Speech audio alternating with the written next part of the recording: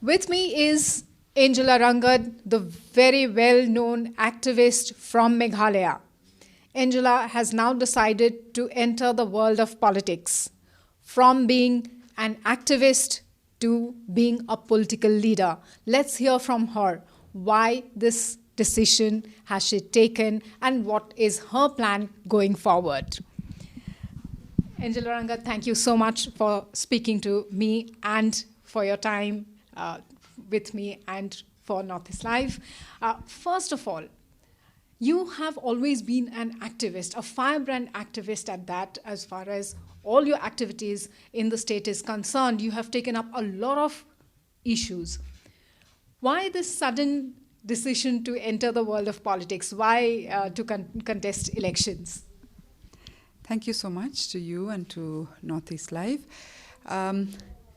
As a social activist and a social organizer, I think that we have always been engaged in politics.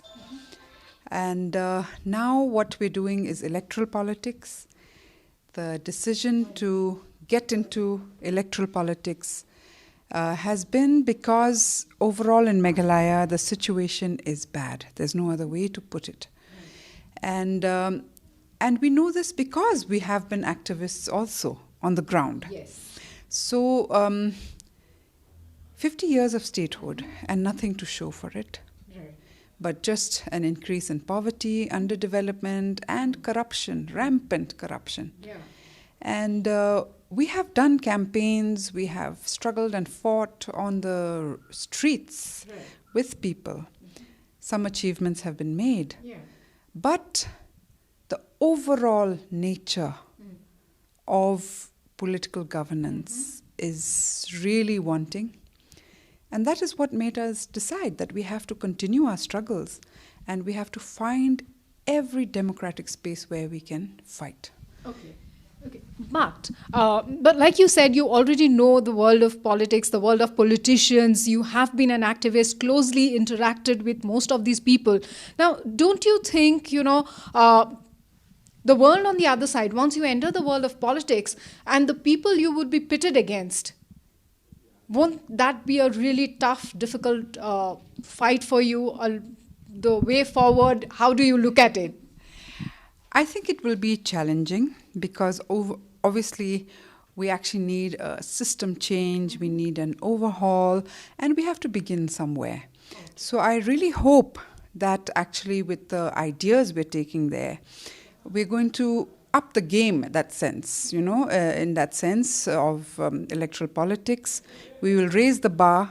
We will raise the bar that, in assembly, we are debating issues, we're pushing bills and laws, and people also will understand if we get a chance to do this for 5 years, and so you actually bring the focus on things that matter, you speak the truth, it will make a huge difference in Meghalaya politics. Now that you've decided to contest, you think your fight for what you always wanted to achieve, that is going to be easier once you are in the on the other side?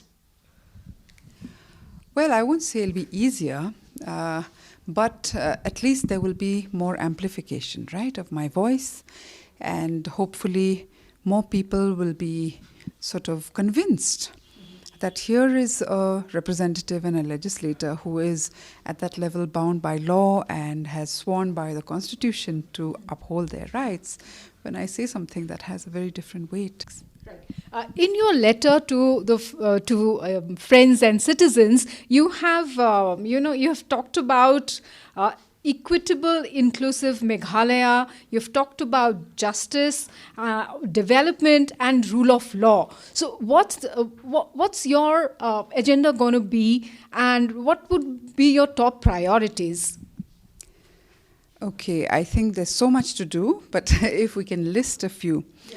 To begin with, as I said, our struggle is against the criminal, corrupt capture of politics and governance in Meghalaya, which means that we have to bring in transparency and accountability from day one in everything that we do. For calm, obviously a kid, a new kid in the block. There are already, heavyweights, political heavyweights, as far as the politicians as well as the political parties are concerned.